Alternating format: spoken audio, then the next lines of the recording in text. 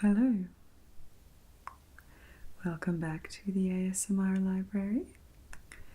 You certainly got through those last few books very quickly. Did you enjoy them? Wonderful. And so does this mean that you are looking for some more recommendations? Beautiful. Well, I must tell you, I somewhat anticipated you this time, and I actually have ready another few books to recommend to you. So if you have the time now, I would be very happy to go through them. Great. Well, you just relax, and I will go through these 3 books. I will tell you there is somewhat of a theme, and that is historical fiction or stories based on history. This is actually purely a coincidence. I just happened to pick out 3 stories that I thought you would like, and then when I was looking over them, I realized that I had picked 3 historical stories. So, the first one is a novel called Longbourn by Joe Baker. Now, if you recognize the name Longbourn, that's because it is the name of the estate in which the Bennet family live in Jane Austen's Pride and Prejudice, and this is no coincidence. Longbourn is a retelling of that exact period of time, but from the perspective of the servants of that great yet shambling estate. So it's an extremely captivating story for anyone who is interested in the day-to-day minutiae of any particular period in history. This one happens to be Regency England. So I will just read from the blurb for you. It is wash day for the housemaids at Longbourn, and Sarah's hands are chapped and raw. Domestic life below stairs, ruled with a tender heart and an iron will by Mrs. Hill, the housekeeper, is about to be disturbed by the arrival of a new footman bearing secrets and the scent of the sea. So that's a very brief blurb as far as these things go. Sarah is the protagonist of this story, and she is one of the servants of the Bennet household and the 5 Bennet girls from Pride and Prejudice. But in the same way that servants' lives did not meaningfully interact with their employers at the time, Sarah does not go on to tell the story of, say, her becoming best friends with Lizzie Bennet. This is very much a historically accurate retelling. It is clearly very well researched, and even though Pride and Prejudice is a fictional story to begin with, the author Joe Baker has obviously done a lot of work to make sure that she represents the realities of servant life in this kind of household at that very time.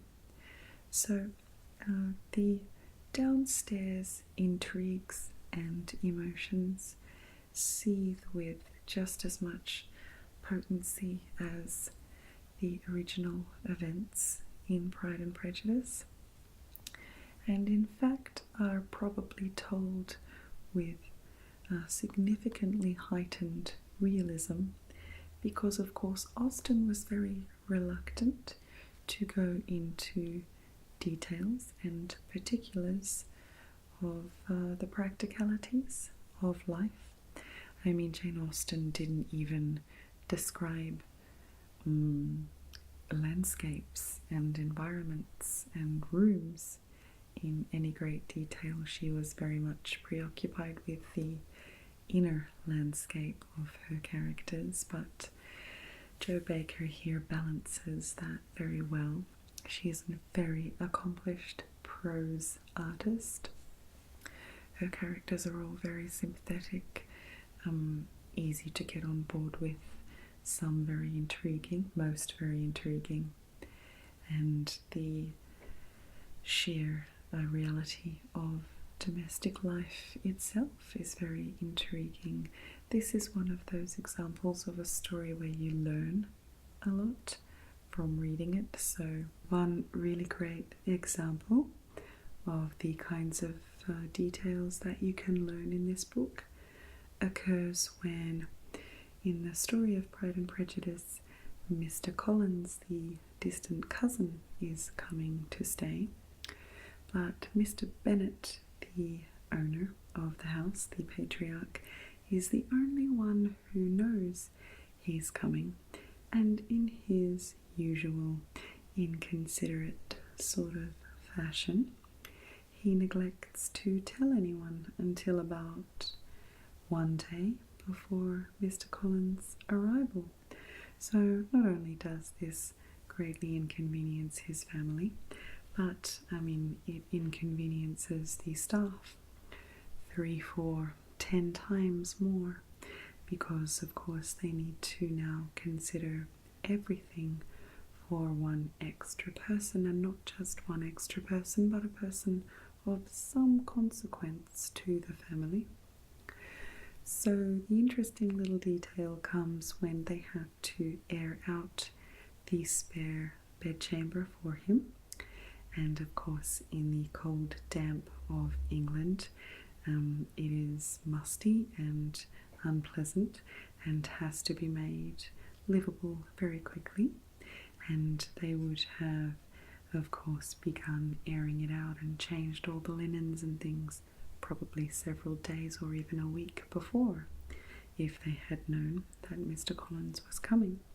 So in order to clean and refresh the room quickly, one of the things they do is push around some old tea leaves around the floor with a mop. So the damp, spent tea leaves, the tannins would give a nice quality to the wooden floors, and also at the same time wash the floors, and also the mild scent of tea would refresh the odour in the room and make it feel more homely, more lived in, and less like a cold, musty, unused dungeon. And I thought that the using of the tea leaves to wash a floor was a fabulous little piece of minutiae that I would never have known about how to maintain a house in 1812. So there's lots to be learned from this novel about the Regency period, but there's also a lot of intrigue, emotions, secrecy, confusion, and for the fan of Austen and Pride and Prejudice, lots of little Easter eggs in there to indicate to you what from the original novel is happening upstairs, such as the arrival of visitors to Netherfield Hall and the various balls that the girls go off to. But of course we see it in this novel from the other side, so things like somebody had to be up very early in the morning to bank the fires for the family, and somebody had to spend all day cooking, and somebody or somebodies had to wait outside in the cold with the carriage and the horses whenever the Bennets wanted to go out in the evening, and would finish up their evening whenever they pleased, and somebody had to wait. And of course, to the less pleasant aspects, there were chamber pots and sheets to be cleaned, and linens to be done, and all of these sorts of things that the Bennets would have had done for them. So it's a fascinating novel, a beautifully rendered, gripping, sensual prose, and a very affectionate retelling of that particular place at that particular time. So I recommend this to you, and I'm going to put it on your library pile.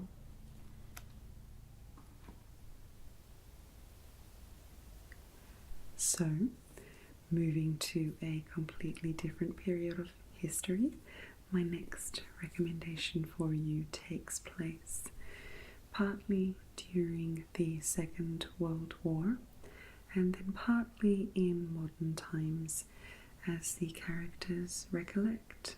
One character in particular recollects it.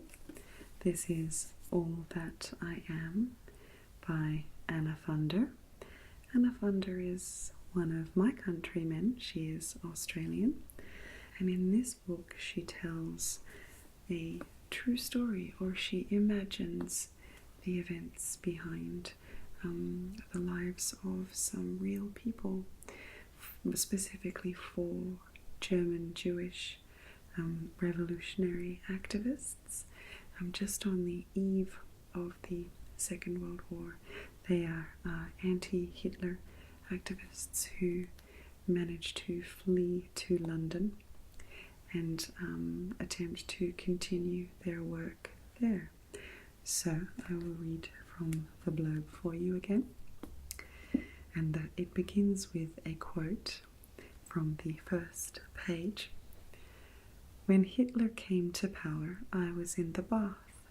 The wireless in the living room was turned up loud, but all that drifted down to me were waves of happy cheering, like a football match. It was Monday afternoon. Now, if that isn't the best first line in fiction, I don't know what is. When Hitler came to power, I was in the bath. Here's the blurb. Ruth Becker, defiant and cantankerous, is living out her days in Sydney.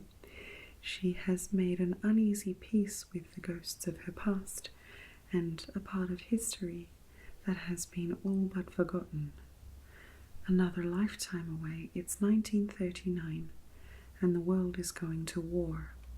Ernst Toller, self-doubting revolutionary and poet, sits in a New York hotel room, settling up the account of his life. When Toller's story arrives on Ruth's doorstep, their shared past slips under her defences, and she's right back among them. Those friends who predicted the brutality of the Nazis and gave everything they had to stop them. Those who were tested and in some cases found wanting in the face of hatred, of art, of love, and of history. So, Ruth Becker, as I said, is the elderly lady in Sydney, and she is facing a health problem. I believe it is something along the lines of either a brain tumor or Alzheimer's. And because of the way this is causing memories to come back to her, she is forced to reflect on that time. So she is one of the activists spoken of, and Ernst Toller, the real-life writer, and there is her cousin Dora between them, who was Ernst Toller's lover at a time, who is the most heroic, brave powerhouse of a person, Dora, and they both owe her so much, and indeed hundreds, perhaps thousands, perhaps millions of people owe their lives to the kind of work that brave people like Dora were doing. So in London, Ruth and Dora and a couple of other people continue the work of smuggling documents from Goering's office out of Germany and making sure they end up in the hands of Winston Churchill in an attempt to warn the world of Hitler's plans to go to war.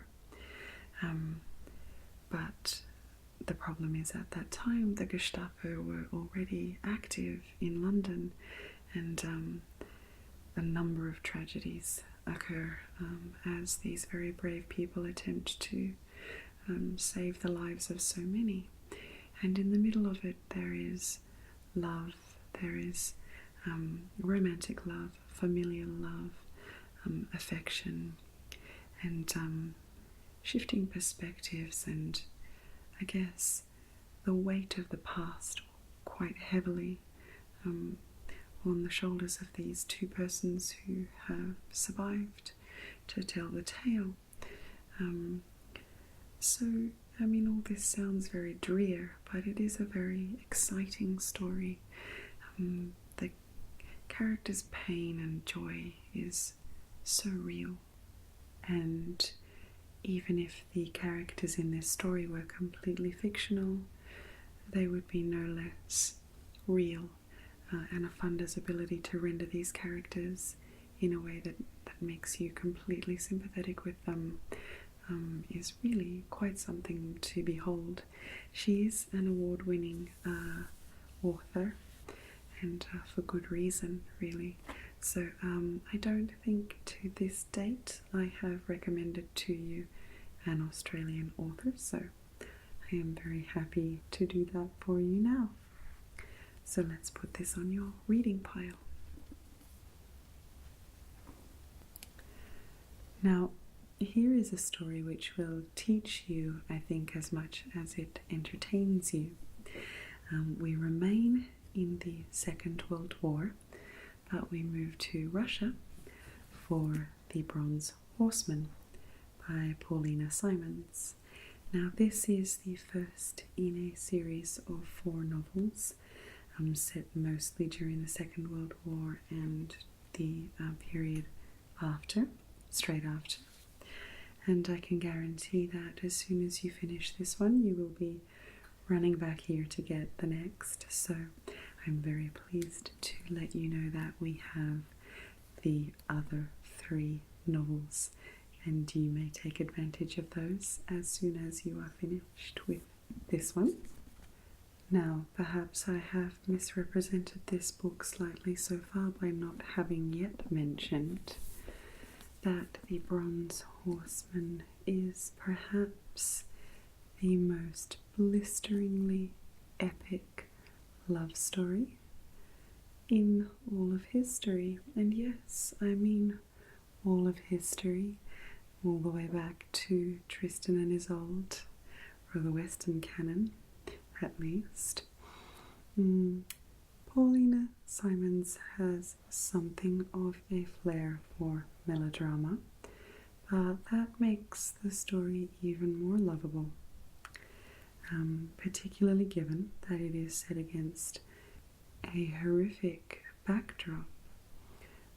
The story begins in 1941, on the day when Russia officially enters the Second World War, and Hitler obviously is invading Russia.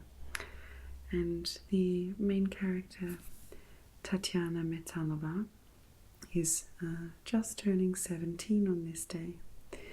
And so she is entrusted with going out and buying some food and supplies, because her family, of course, knows that given that war has just broken out, there will be a mad rush for food and kerosene and oil and useful things.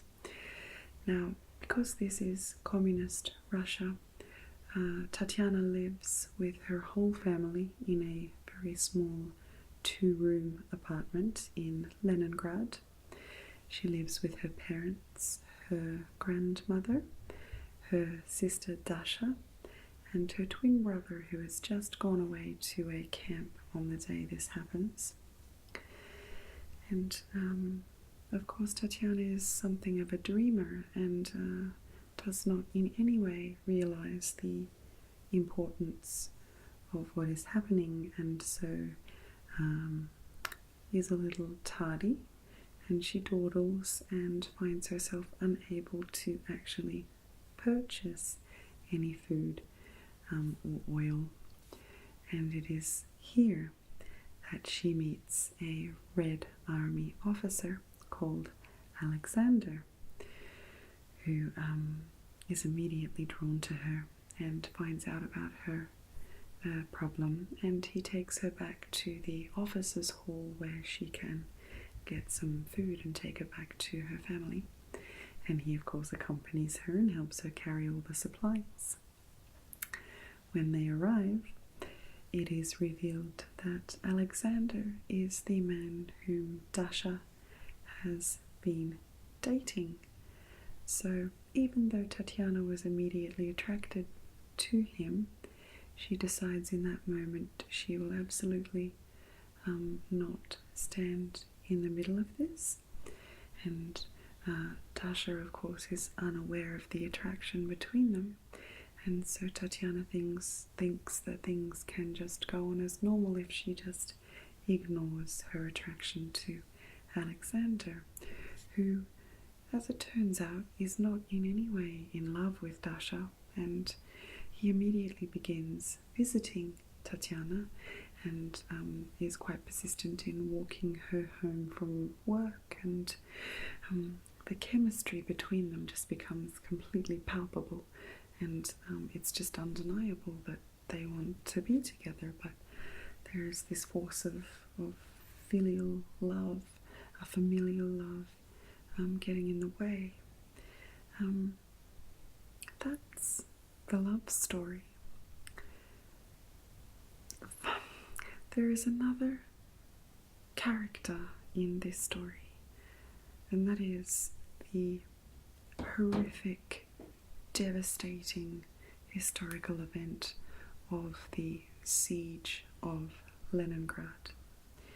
When Germany surrounded Leningrad in the onset of winter and attempted to starve the city to death and bombed the city relentlessly.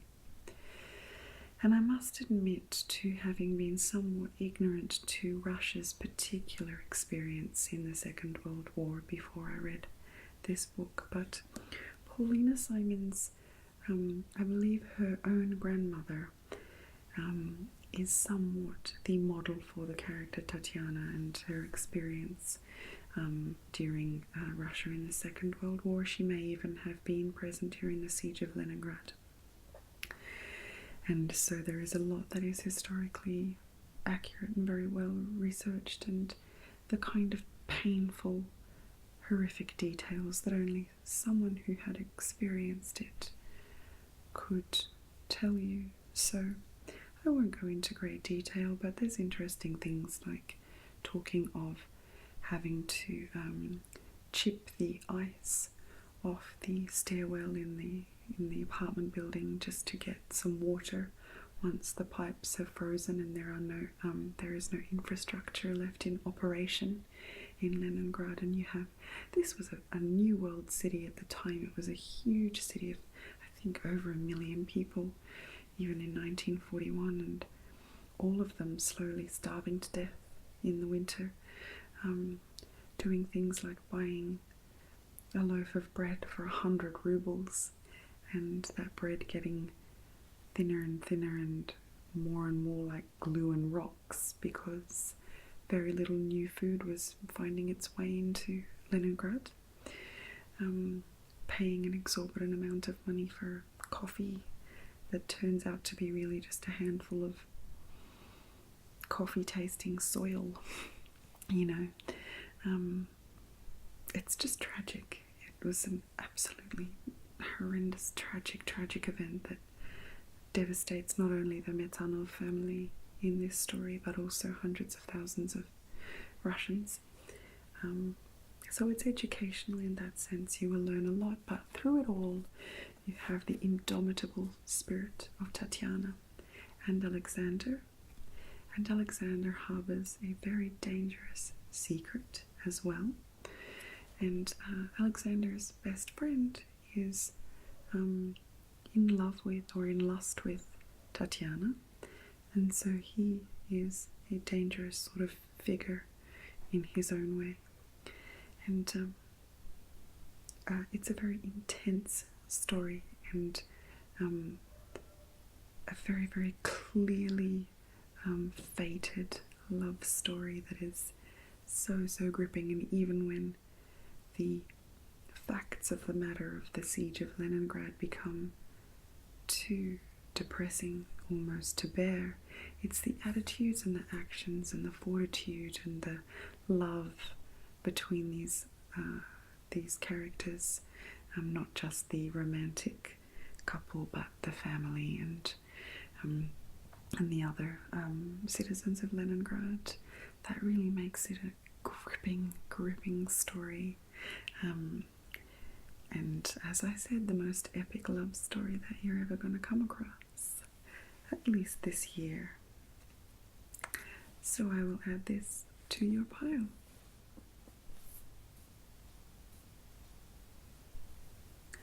So that's another 3 for you to be going on with, and hopefully you will be as entertained by these stories as I was.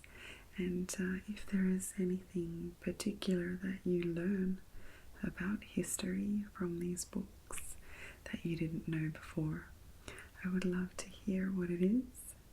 And as always, I welcome your feedback.